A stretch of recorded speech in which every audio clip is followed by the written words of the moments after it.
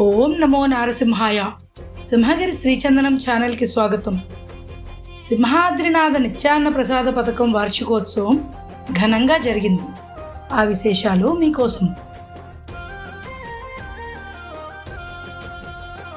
ఓం నమో నారసింహాయ.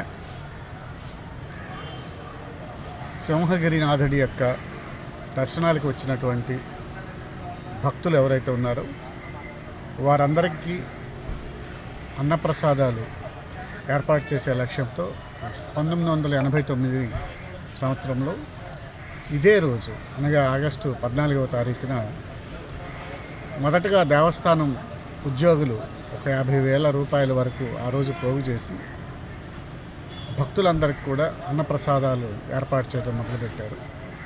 ఆ రోజు మొదలుపెట్టినటువంటి పవిత్రమైనటువంటి కార్యక్రమం 37 వసంతాలు పూర్తి చేసుకుని 38వ వసంతంలోకి ఈరోజు అడుగు పెడుతుంది. ఆ రోజు నుంచి సింహాద్రినాథుడి యొక్క దయ వల్ల వచ్చినటువంటి భక్తులందరికీ కూడా మధ్యాహ్న భోజనము, రాత్రి కూడా కదమ్మం ఏర్పాటు చేసే కార్యక్రమం అప్రతిహతంగా సాగింది. నేటికి కూడా ప్రతిరోజు రోజుకి వారి యొక్క సంఖ్య పెరుగుతూ వచ్చింది.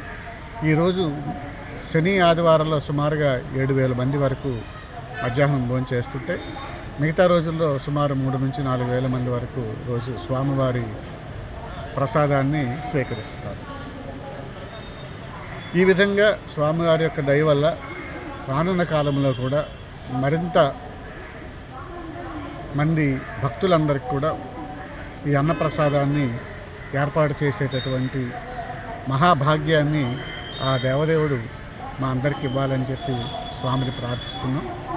అదేవిధంగా ఈరోజు వార్షికోత్సవాన్ని పురస్కరించుకొని భక్తులందరికీ సీరా ప్రసాదం అలాగే పులిహోర కూడా అదనంగా వడ్డించడం అనేది జరుగుతుంది.